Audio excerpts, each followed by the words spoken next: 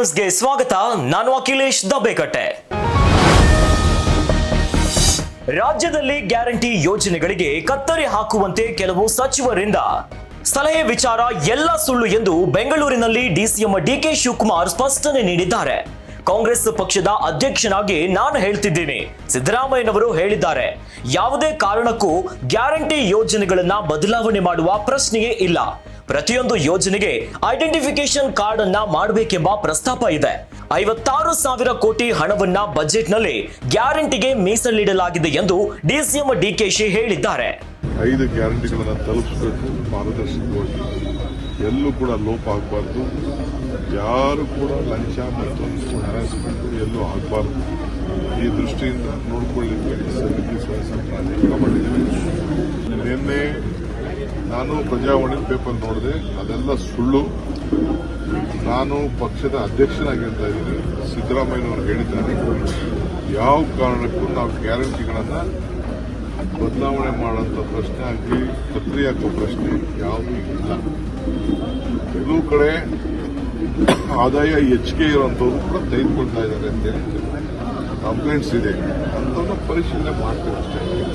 Income tax ಕಟ್ಟಿರೋರು, GST ಕಟ್ಟಿರೋರು, ಮತ್ತೊಂದು ಕಟ್ಟಿರೋರು ಅಂಥದ್ದೆಲ್ಲ ಇದೆ ಅಂತ ಹೇಳಿ ಇವೆಲ್ಲ ಕಂಪ್ಲೇಂಟ್ಸ್ ಬಂದಿದೆ.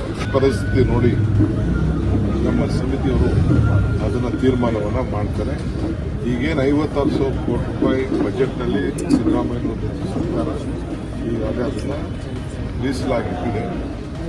ಆಮೇಲೆ ಬಸ್ನಲ್ಲೂ ಪ್ರಯಾಣ ಮಾಡ್ತಾ ಇರೋಂಥವ್ರು ಕೂಡ ಹೆಚ್ಚಿಗೆ ಬಸ್ಸಲ್ಲೂ ಕೂಡ ರಾಮಲಿಂಗ ಗಾಂಧಿ ಈಗಾಗಲೇ ಸಾವಿರಾರು ಬಸ್ಗಳನ್ನು ಪರ್ಚೇಸ್ ಮಾಡಿದ್ದಾರೆ. ಸೊ ಎಲ್ಲ ಅದರಿಂದ ಶಕ್ತಿ ಕೂಡ ಜಾಸ್ತಿ ಆಗಿದೆ, ಪ್ರವಾಸ ಜಾಸ್ತಿ ಆಗಿದೆ, ದೇವಸ್ಥಾನಗಳ ಭೇಟಿ ಜಾಸ್ತಿ ಆಗಿದೆ, ನೆಂಟರಿಗಳ ಮನೆ ಭೇಟಿ ಆಗಿದೆ.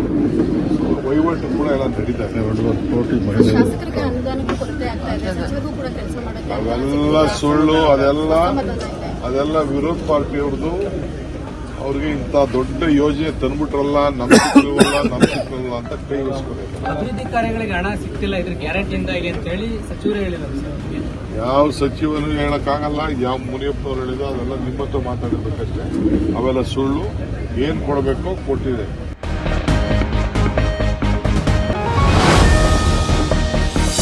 ರಾಜ್ಯ ಕಾಂಗ್ರೆಸ್ ಸರ್ಕಾರ ನುಡಿದಂತೆ ನಡೆದಿದ್ದು, ಪ್ರಣಾಳಿಕೆಯಲ್ಲಿ ನೀಡಿದ ಭರವಸೆಯಂತೆ 5 ಗ್ಯಾರಂಟಿಗಳನ್ನ ಅನುಷ್ಠಾನಕ್ಕೆ ತಂದಿದೆ. ಇದರ ಪರಿಣಾಮವಾಗಿ 1 ಕೋಟಿಗೂ ಹೆಚ್ಚು ಜನರು ಬಡತನ ರೇಖೆಯಿಂದ ಹೊರಬಂದಿದ್ದಾರೆ ಎಂದು ಅರಣ್ಯ, ಜೀವಶಾಸ್ತ್ರ ಮತ್ತು ಪರಿಸರ ಸಚಿವ ಈಶ್ವರ್ ಬಿ ಖಂಡ್ರೆಯವರು ಹೇಳಿದರು. ಇಂದು ವಿಕಾಸಸೌಧದಲ್ಲಿ ಮಾಧ್ಯಮಗಳೊಂದಿಗೆ ಮಾತನಾಡಿದ ಅವರು, ಗ್ಯಾರಂಟಿ ಯೋಜನೆಗಳಿಂದಾಗಿ ಹಣದ ಹರಿವು ನಿರಂತರವಾಗಿದ್ದು ಜನರ ಕೊಳ್ಳುವ ಶಕ್ತಿ ಹೆಚ್ಚಾಗಿದೆ. ಇದು ರಾಜ್ಯದ ಪ್ರಗತಿಗೂ ಪರೋಕ್ಷವಾಗಿ ಪ್ರಯೋಜನವಾಗುತ್ತಿದೆ. ಹೀಗಾಗಿ ಗ್ಯಾರಂಟಿ ಯೋಜನೆಯಲ್ಲಿ ಯಾವುದೇ ಬದಲಾವಣೆ ಇಲ್ಲ, ಪ್ರಸಕ್ತ ಸ್ವರೂಪದಲ್ಲೇ ಮುಂದುವರಿಯುತ್ತದೆ ಎಂದರು. ಕಾಂಗ್ರೆಸ್ ಪಕ್ಷ ಮೊದಲಿನಿಂದಲೂ ಬಡವರು, ದುರ್ಬಲರು, ವಂಚಿತರು, ಶೋಷಿತರ ಪರವಾಗಿ ನಿಂತಿದೆ. ಅವರ ಸರ್ವಾಂಗೀಣ ಅಭಿವೃದ್ಧಿ, ಕಲ್ಯಾಣಕ್ಕಾಗಿ ಹಲವಾರು ಕಾರ್ಯಕ್ರಮಗಳನ್ನ ರೂಪಿಸಿದೆ. ನಾವು ಎಲ್ಲಾ ಸಮಾಜಮುಖಿ ಮತ್ತು ಸಾಮಾಜಿಕ ಕಲ್ಯಾಣ ಯೋಜನೆಗಳನ್ನು ಆರ್ಥಿಕ ಲಾಭ ನಷ್ಟದಿಂದ ನೋಡಬಾರದು. ಮುಖ್ಯಮಂತ್ರಿಗಳು ಗ್ಯಾರಂಟಿ ಯೋಜನೆ ಮುಂದುವರಿಯುತ್ತದೆ ಎಂದು ಈಗಾಗಲೇ ಸ್ಪಷ್ಟಪಡಿಸಿದ್ದಾರೆ. ಅದು ಮುಂದುವರಿಯುತ್ತದೆ ಎಂದರು. ಕಾಂಗ್ರೆಸ್ ಪಕ್ಷದಿಂದ ಪ್ರಣಾಳಿಕೆ ಬಿಡುಗಡೆ ಮಾಡಿದ್ದೇವೆ ಮತ್ತು 5 ಗ್ಯಾರಂಟಿಗಳನ್ನು ಭರವಸೆಗಳನ್ನು ಕೊಟ್ಟಿದ್ದಾರೆ. 5 ಗ್ಯಾರಂಟಿಗಳನ್ನು ಯಥಾವತ್ತಾಗಿ ಅನುಷ್ಠಾನ ಮಾಡಿದ್ದಾರೆ. ಈ ಗ್ಯಾರಂಟಿಗಳಿಂದ 1 ಕೋಟಿಗಿಂತಲೂ ಹೆಚ್ಚಿನ ಪರಿವಾರದವರು ಬಡತನ ರೇಖೆಗಿಂತ ಇವತ್ತು ಮೇಲೆ ಬಂದಿದ್ದಾರೆ. ಬಡತನ ನಿರ್ಮೂಲನೆ ಆಗಲಿಕ್ಕೆ ಗ್ಯಾರಂಟಿಗಳು ಬಹಳಷ್ಟು ಇವತ್ತು ಪೂರಕವಾದಂತಹ ಒಂದು ಕೆಲಸ ಮಾಡ್ತಾ ಇದೆ ಅಂತ ಹೇಳಿ ನಾನು ಹೇಳಬಹುದು. ಹೀಗಾಗಿ ಕೊಟ್ಟ ಭರವಸೆ ಈಡೇರಿಸಿದ್ದೇವೆ. ಈ ಗ್ಯಾರಂಟಿ ಕೊಡೋದ್ರಿಂದ ಹಣದ ಹರಿವು ಹೆಚ್ಚಾಗಿದೆ. ನಮ್ಮ ಸಾರ್ವಜನಿಕರಿಗೆ ಕೊಳ್ಳುವಂಥ ಒಂದು ಸಾಮರ್ಥ್ಯ ಅವರಲ್ಲಿ ಜಾಸ್ತಿ ಆಗಿದೆ. ಅದರಿಂದ ಆರ್ಥಿಕತೆಗೂ ಒಂದು ರೀತಿಯಲ್ಲಿ ಒಳ್ಳೆಯದಾಗುತ್ತೆ, ಜಾಸ್ತಿ ಆಗುತ್ತೆ. ಹೀಗಾಗಿ ಗ್ಯಾರಂಟಿಯನ್ನು ನಾವು ಕೊಟ್ಟಿದ್ದೇವೆ, ಅದನ್ನು ಮುಂದುವರಿಸ್ತೇವೆ ಅನ್ನುವಂಥ ಮಾತನ್ನು ಮಾನ್ಯ ಮುಖ್ಯಮಂತ್ರಿಗಳು ಹೇಳಿದ್ದಾರೆ. ಅದೇ ರೀತಿಯಲ್ಲಿ ಅದು ಮುಂದುವರಿಯುತ್ತದೆ ಅನ್ನುವಂಥ ಮಾತನ್ನು ಹೇಳಿಕೆ ಬಯಸ್ತೇನೆ.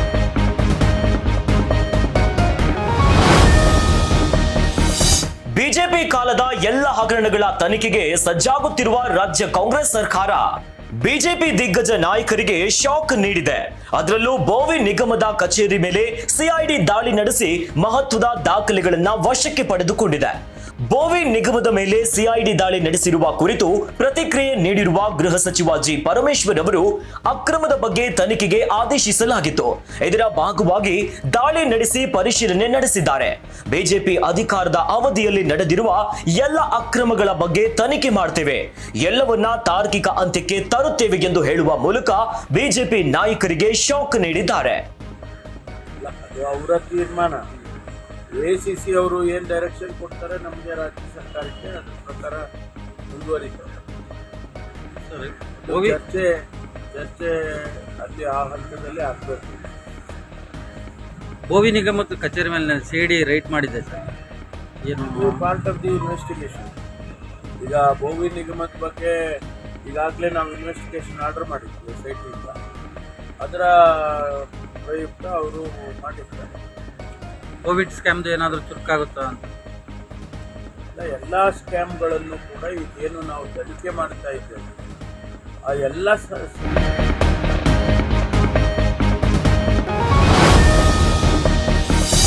ಕೊಪ್ಪಳ ಜಿಲ್ಲೆ ಮುನಿರಾಬಾದ್ ಬಳಿ ಇರುವ ತುಂಗಭದ್ರಾ ಜಲಾಶಯದಲ್ಲಿ ಕೊಚ್ಚಿ ಹೋದ 19ನೆಯ ಕ್ರಸ್ಟ್ ಗೇಟ್ ರಿಪೇರಿ ಕೆಲಸಕ್ಕೆ ಇಂದು ಪೂಜೆ ನೆರವೇರಿಸುವ ಮೂಲಕ ಕೆಲಸ ಆರಂಭವಾಗಿದೆ. ವಿಜಯನಗರ ಜಿಲ್ಲಾ ಉಸ್ತುವಾರಿ ಸಚಿವ ಜಮೀರ್ ಅಹಮದ್ ನೇತೃತ್ವದಲ್ಲಿ ರಿಪೇರಿ ಕೆಲಸಕ್ಕೆ ಪೂಜೆ ನಡೆಸಿ ಚಾಲನೆ ನೀಡಲಾಗಿದೆ. ಕಳೆದ ಭಾನುವಾರ ಜಲಾಶಯದ 19ನೆಯ ಕ್ರಸ್ಟ್ ಗೇಟ್ ಮುರಿದಿತ್ತು. ಕ್ರಸ್ಟ್ ಗೇಟ್ ರಿಪೇರಿ ಮಾಡಲು ಡ್ಯಾಮಿನಲ್ಲಿನ ನೀರನ್ನ ಹಂತ ಹಂತವಾಗಿ ಖಾಲಿ ಮಾಡಿ ಈಗ ರಿಪೇರಿ ಕಾರ್ಯ ಆರಂಭಿಸಿದ್ದಾರೆ. ಇನ್ನೂ ಕೂಡ ಡ್ಯಾಮ್ ನೀರನ್ನ ನದಿಗೆ ಹರಿಸಲಾಗುತ್ತಿದ್ದು ನದಿ ಪಾತ್ರದ ಜನರು ಸುರಕ್ಷಿತರಾಗಿರುವಂತೆ ಜಿಲ್ಲಾಡಳಿತ ಎಚ್ಚರಿಕೆ ನೀಡಿದೆ. ಹಾಗೂ ಯಾವುದೇ ಕಾರಣಕ್ಕೂ ನದಿಗೆ ಇಳಿಯದಂತೆ ಟಿಬಿ ಬೋರ್ಡ್ ಜಿಲ್ಲಾಡಳಿತ ಸೂಚನೆಯನ್ನ ನೀಡಿದೆ. ಇವತ್ತು ಸ್ಟಾಪ್ ಗೇಟ್ಗೆ ಪೂಜೆಯನ್ನು ಮಾಡಿದ್ದಾರೆ. ಆಗ್ತಾರೆ ಅಂತ ಹೇಳಿದ್ದಾರೆ. ಪೂಜೆಯನ್ನು ಮಾಡಿದ್ದಾರೆ. ಅದೇ ಪೂಜೆ ಮಾಡಿದ್ದೀವಿ. 16 ಸರ್ ಲೋಗೋ ಡೌನ್ ಮಾಡಿ ಸರ್. ಕೊಡ್ತೀವಿ. 18 ಲೋಗೋ ಡೌನ್ 17ನೇ ತಾರೀಕು ಕೊಟ್ಟೆ. ಕೆಲಸ ಸ್ಟಾರ್ಟ್ ಮಾಡ್ತಾರೆ ಸಾಯಂಕಾಲ. ಇವತ್ತು ಮಾಡಿದ್ದಾರೆ. ಪೂಜೆ ಮಾಡಿಬಿಟ್ಟು ಅಲ್ಲಿ ಫೋರ್ಸ್ ಜಾಸ್ತಿ ಇದೆ ಈಗ ಸದ್ಯಕ್ಕೆ. ಅದೇನು ಬಿಡಿ ಭಾಗಗಳು ಕಷ್ಟ ಆಗುತ್ತೆ ಅನ್ನೋ ಈಗ ನಮಗೆ ನಾವು ಸ್ಟಾಪ್ ಗೇಟ್ ಹಾಕ್ತಾರೆ. ಅದಕ್ಕೆ ಈಗ 92 TMC ನೀರಿದೆ ಈಗ ಸದ್ಯಕ್ಕೆ.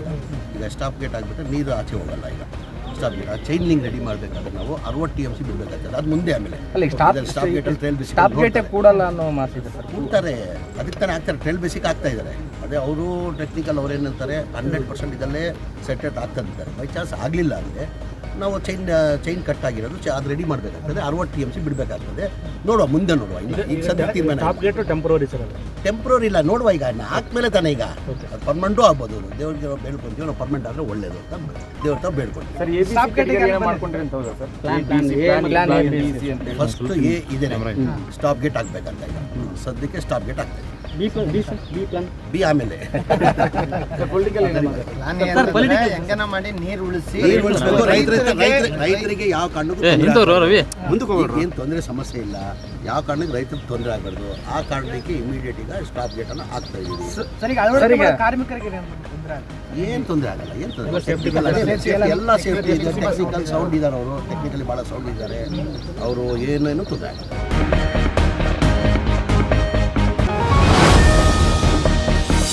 ಕನ್ನಡ ಚಿತ್ರರಂಗದ ಒಳಿತಿಗಾಗಿ ಕಲಾವಿದರ ಸಂಘದಲ್ಲಿ ಭರ್ಜರಿ ಶಾಂತಿ ಪೂಜೆಯನ್ನ ನಡೆಸಿದ್ದಾರೆ.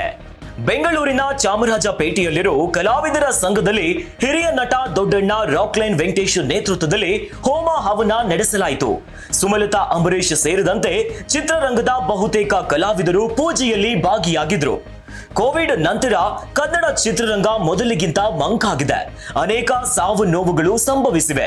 ಇನ್ನು ಇಂಡಸ್ಟ್ರಿಯಲ್ಲಿ ಒಗ್ಗಟ್ಟು, ಥಿಯೇಟರ್ ಸಮಸ್ಯೆ, ನಿರ್ಮಾಪಕರ ಸಮಸ್ಯೆ ನಿವಾರಣೆಗೆ ಯಾಗವನ್ನ ನಡೆಸಲಾಗಿದೆ ಎಂದು ಕಲಾವಿದರು ಹೇಳಿದ್ದಾರೆ.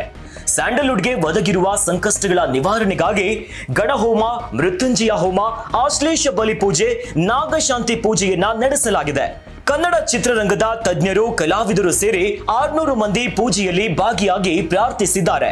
ನಾಗದರ್ಶನ ಪೂಜೆ ವೇಳೆ ಮಾತನಾಡಿದ ನಾಗದೇವರು ಎಲ್ಲರೂ ಒಗ್ಗಟ್ಟಾಗಿರಿ ಎಂದು ಬುದ್ಧಿ ಮಾತನ್ನ ಹೇಳಿದೆ. ಯಾವುದೇ ತಪ್ಪು ನಡೆದಿದ್ದು ಇಲ್ಲಿ ಹೇಳಲಿಲ್ಲ. ಮುಂದಕ್ಕೆ ಇನ್ನಷ್ಟು ಅಭಿವೃದ್ಧಿ ಆಗಬೇಕು, ಇಂತಹ ಸತ್ಕಾರ್ಯವನ್ನು ಮಾಡಿದರೆ ಒಳ್ಳೆಯದು ಎನ್ನುವಂಥ ಅನುಗ್ರಹ ವಾಕ್ಯವನ್ನು ಕೊಟ್ಟಿರ್ಬೋದು. ಹಾಗಾಗಿ ಯಾವುದೇ ತಪ್ಪುಗಳಾಗಲಿಲ್ಲ. ಇನ್ನಷ್ಟು ಅಭಿವೃದ್ಧಿ ಆಗಲಿ, ಇನ್ನಷ್ಟು ಚಿತ್ರೋದ್ಯಮ ಬೆಳೀಲಿ ಅಂತೇಳಿ ಸಲಹೆಯನ್ನು ಕೊಟ್ಟಿರ್ಬೋದು.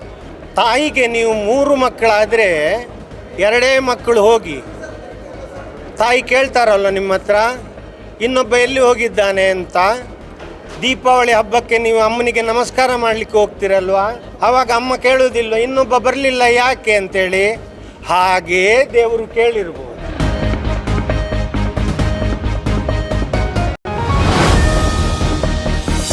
ಇನ್ನು ಕನ್ನಡ ಚಿತ್ರರಂಗದ ಒಳಿತಿಗಾಗಿ ನಡೆದಂತಹ ಶಾಂತಿ ಪೂಜೆಯಲ್ಲಿ ನವರಸ ನಾಯಕ ಜಗ್ಗೇಶ್ ಭಾಗಿಯಾಗಿ ಪ್ರಾರ್ಥನೆಯನ್ನ ಸಲ್ಲಿಸಿದ್ರು.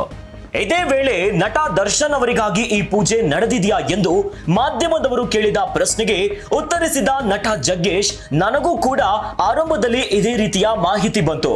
ದರ್ಶನ್ಗಾಗಿ ಪೂಜೆ ಆಗಿದ್ರೆ ನಾನು ಕೂಡ ಬರ್ತಿರ್ಲಿಲ್ಲ, ಅದು ಬೇರೆ ಆಯಾಮವನ್ನ ಪಡೆದುಕೊಳ್ಳುತ್ತಿತ್ತು. ಆದ್ರೆ ಇದು ಅದಲ್ಲ, ಕಲಾವಿದರ ಒಳಿತಿಗಾಗಿ ಈ ಪೂಜೆ ನಡೆದಿದೆ. ಕೆಲವರಿಗೆ ಮಾಹಿತಿಯ ಕೊರತೆ ಆಗಿರಬಹುದು, ಹಾಗಾಗಿ ಅಪಾರ್ಥವನ್ನ ಮಾಡಿಕೊಂಡಿದ್ದಾರೆ. ಅನೇಕರು ಬೇರೆ ವಲಯಗಳಿಂದ ನನಗೆ ಫೋನ್ ಅನ್ನ ಮಾಡಿ ಕೇಳಿದ್ರು. ನನಗೂ ಅನುಮಾನ ಬಂತು. ವಿಚಾರಿಸಿದಾಗ ಆ ತರ ಅಲ್ಲ ಎಂಬುದು ಗೊತ್ತಾದ ಮೇಲೆ ನಾನು ಕೂಡ ಬಂದೆ. ನಾಗದೇವರು ಸಲಹೆಯನ್ನ ನೀಡಿದೆ. ತಂದೆ ತಾಯಿ ಮುಂದಿನ ಪೀಳಿಗೆಗೆ ಬುದ್ಧಿ ಹೇಳುವ ರೀತಿಯಲ್ಲಿ ಒಗ್ಗಟ್ಟಾಗಿ ಹೋಗಿ ಎಂದಿದೆ ಎಂದು ಜಗ್ಗೇಶ್ ಅವರು ಹೇಳಿದ್ದಾರೆ. ಸರ್, ನನಗೂ ಅದೇ ಥರ ಬಂತು ಮಾಹಿತಿ. ನನಗೆ ಹಂಗಾಗಿದ್ರೆ ನಾವು ಬರ್ತಾ ಇರಲಿಲ್ಲ, ಬೇರೆ ಥರ ಹೊರಟೋಗ್ತಾ ಇತ್ತು ಆಯಾಮ ಬೇರೆ. ಅದಲ್ಲ, ಇದು ಕಲಾವಿದರು ಒಳತಿಗಾಗಿ ನಡೆದಿರೋದು. ಸ್ವಲ್ಪ ಐ ಥಿಂಕ್ ವಿಷಯದ ಕೊರತೆ ಆಗಿರುತ್ತೆ ತಿಳ್ಕೊಳ್ಳೋವಂಥದ್ದು. ಹಂಗಾಗಿ ಯಾರೋ ಅಪಾರ್ಥ ಮಾಡ್ಕೊಂಡಿದ್ದಾರೆ. ನನಗೂ ಕೂಡ ಭಾಳ ಅನೇಕರು ಬೇರೆ ವಲಯಗಳಿಂದ ಫೋನ್ ಮಾಡಿದ್ರು. ನನಗೂ ಸ್ವಲ್ಪ ಫಸ್ಟ್ ಅನುಮಾನ ಆಯಿತು, ಇರ್ಬೋದೇನೋ ಅಂತ. ಆಮೇಲೆ ನಾನು ಎನ್ಕೊಳ್ಳೋದಿಲ್ಲ ಎಲ್ಲ ಆ ಥರ ಇಡೀ ಎಲ್ಲರ ಒಳಿತಿಗಾಗಿ ಅಂತ ಅಂದರೆ ನಾನು ಕೂಡ ಬಂದೆ.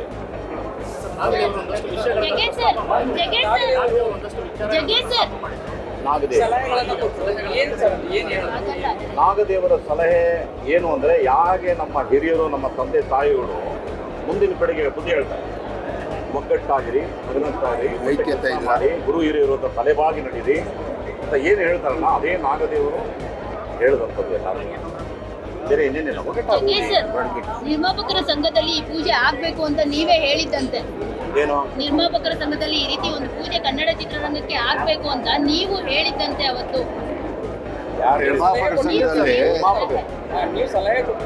ಅದು ನಾವು ಹೇಳಿದಲ್ಲ ನಿಮಗೆ, ಆಧ್ಯಾತ್ಮಿಕವಾಗಿ ನಾವಿರೋದ್ರಿಂದ ಪ್ರತಿಯೊಬ್ಬರಿಗೂ ಕೂಡ ಈ ಥರ ಹೋದ್ರೆ ಚೆನ್ನಾಗಿರುತ್ತೆ, ಮಾಡಿದ್ರೆ ಒಳ್ಳೆಯದು. ಯಾಕಂದರೆ ಇದು 1000 ವರ್ಷದಿಂದ ಬಂದಂಥ ಪದ್ಧತಿಗಳು. ಇದು ಮಾಡಿ ಅಂತ ಹೇಳ್ತೀವಿ. ಕೆಲವರು ಇದ್ದಾರೆ ಪಾಪ, ಅವರಿಗೆ ದೇವ್ರಂದ್ರೆ ಆಗೋಲ್ಲ, ನಾವೇನು ಹೇಳೋಕ್ಕಾಗಲ್ಲ ಅವ್ರ ಬಗ್ಗೆ, ಯಾಕಂದರೆ ನಮಗೆ ಸಂಬಂಧ ಇಲ್ಲ. ಒಂದೊಂದು ಬೆಳವಣಿಗೆನ ನೋಡಿ, ದೇವರು ನಂಬಿರೋರ ಬೆಳವಣಿಗೆನ ನೋಡಿ, ನಮ್ಮದೇ ಇದ್ದವ್ರ ಬೆಳವಣಿಗೆ ನೋಡಿ ಉತ್ತರ ಅಲ್ಲೇ.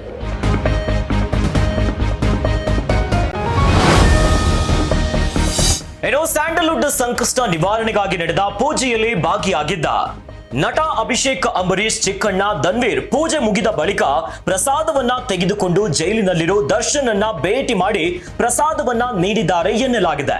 ಈ ಮೊದಲೇ ದರ್ಶನ್ ಭೇಟಿಗಾಗಿ ಜೈಲಾಧಿಕಾರಿಗಳಿಂದ ಅನುಮತಿಯನ್ನ ಪಡೆದಿದ್ದ ನಟರು ಒಟ್ಟಿಗೆ ಪರಪ್ಪನ ಅಗ್ರಹಾರಕ್ಕೆ ತೆರಳಿ ದರ್ಶನ್ ಅನ್ನ ಭೇಟಿ ಮಾಡಿ ಶಾಂತಿ ಪೂಜೆಯ ಪ್ರಸಾದವನ್ನ ನೀಡಿದ್ದಾರೆ ಎಂದು ವರದಿಯಾಗಿದೆ. ಇದೇ ವೇಳೆ ಜೈಲಿನಲ್ಲಿ ದರ್ಶನ್ ಭೇಟಿ ಮಾಡಿದ ಅಭಿಷೇಕ್, ಅಂಬರೀಶ್ ಗಳಗಳನ್ನೇ ಕಣ್ಣೀರಿಟ್ಟಿದ್ದಾರೆ ಎನ್ನಲಾಗಿದೆ.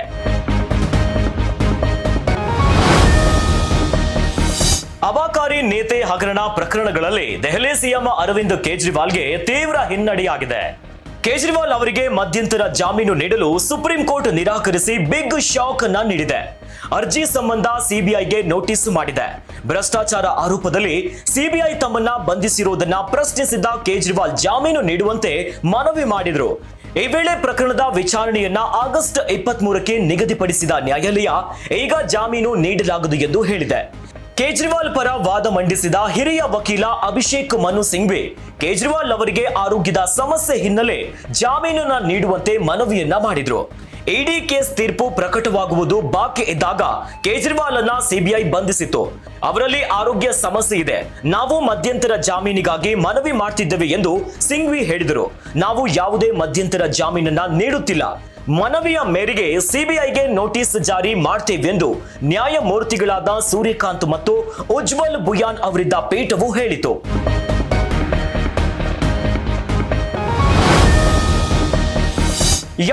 ನೇ ವರ್ಷದ ಸ್ವತಂತ್ರ ದಿನಾಚರಣೆಯ ಹಿನ್ನೆಲೆಯಲ್ಲಿ ಕೇಂದ್ರ ಗೃಹ ಸಚಿವಾಲಯ ನೀಡುವ ವಿಶಿಷ್ಟ ಸೇವಾ ಪದಕ ಹಾಗೂ ಸಾರ್ಥಕ ಸೇವಾ ಪದಕಕ್ಕೆ ರಾಜ್ಯದ 20 ಪೊಲೀಸ್ ಅಧಿಕಾರಿಗಳು ಆಯ್ಕೆಯಾಗಿದ್ದಾರೆ.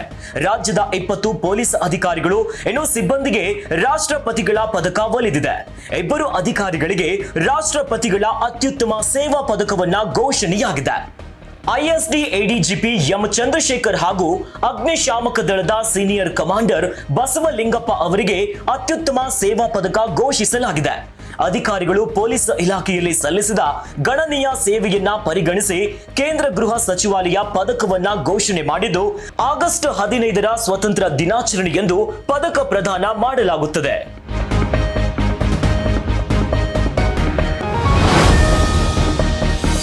ಅಯೋಧ್ಯೆಯ ಬಾಲರಾಮನ ಮೂರ್ತಿಯನ್ನ ಕೆತ್ತನೆ ಮಾಡಿರುವ ಕರುನಾಡಿನ ಖ್ಯಾತ ಶಿಲ್ಪಿ ಅರುಣ್ ಯೋಗಿರಾಜ್ ಅವರಿಗೆ ಅಮೆರಿಕ ವೀಸಾವನ್ನ ನಿರಾಕರಿಸಿದೆ. ಅಕ್ಕ ಸಮ್ಮೇಳನದಲ್ಲಿ ಭಾಗವಹಿಸಲು 20 ದಿನಗಳ ಪ್ರವಾಸಕ್ಕೆ ಅರುಣ್ ಯೋಗಿರಾಜ್ ಅಮೆರಿಕಕ್ಕೆ ಹೋಗಬೇಕಾಗಿತ್ತು. ಅದಕ್ಕಾಗಿ ಅವರು ಜೂನ್ನಲ್ಲಿ ವೀಸಾಗೆ ಅರ್ಜಿಯನ್ನ ಸಲ್ಲಿಸಿದರು. ಆದರೆ ನಿಬಂಧನೆಗಳನ್ನ ಪೂರ್ತಿಗೊಳಿಸಿದ ಹಿನ್ನೆಲೆಯಲ್ಲಿ ಇದೀಗ ವೀಸಾ ನಿರಾಕರಣೆ ಮಾಡಲಾಗಿದೆ. ಅಮೆರಿಕದ ಕನ್ನಡ ಒಕ್ಕೂಟಗಳ ಸಂಘ ವಿಶ್ವ ಕನ್ನಡ ಸಮ್ಮೇಳನ 2024ರ ಕಾರ್ಯಕ್ರಮವನ್ನ ವರ್ಜೀನಿಯಾದ ರಿಚ್ಮಂಡ್ನಲ್ಲಿ ಆಯೋಜಿಸಲಾಗಿತ್ತು. ಇದೇ ಕಾರ್ಯಕ್ರಮಕ್ಕೆ ಯೋಗಿರಾಜ್ ಮತ್ತು ಅವರ ಕುಟುಂಬಸ್ಥರಿಗೆ ಆಹ್ವಾನಿಸಲಾಗಿತ್ತು ಎನ್ನಲಾಗಿದೆ. ಸದ್ಯ ವೀಸಾ ಅರ್ಜಿಯನ್ನ ತಿರಸ್ಕರಿಸುವ ಅಮೆರಿಕ ರಾಯಭಾರ ಕಚೇರಿ ಇದುವರೆಗೆ ಯಾವುದೇ ಕಾರಣವನ್ನ ನೀಡಿಲ್ಲ. ಇವಿಷ್ಟು ಈ ಹೊತ್ತಿನ ಟಾಪ್ 10 ನ್ಯೂಸ್. ಇನ್ನಷ್ಟು ಸುದ್ದಿಗಳಿಗಾಗಿ ನೋಡ್ತಾ ಇರಿ ಗ್ಯಾರಂಟಿ ನ್ಯೂಸ್. ಸುದ್ದಿ ಖಚಿತ, ನ್ಯಾಯ ನಿಶ್ಚಿತ.